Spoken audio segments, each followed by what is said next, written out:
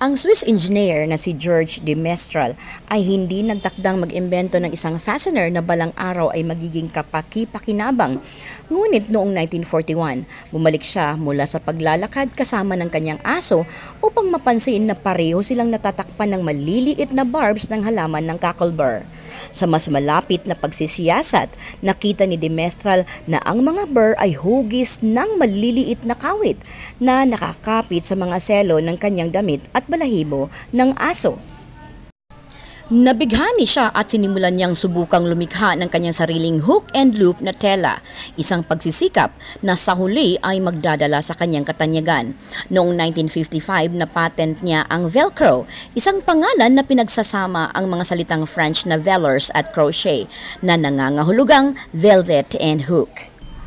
Sa kabila ng moniker, ang paglikha ni de Mestral ay ginawa mula sa nylon.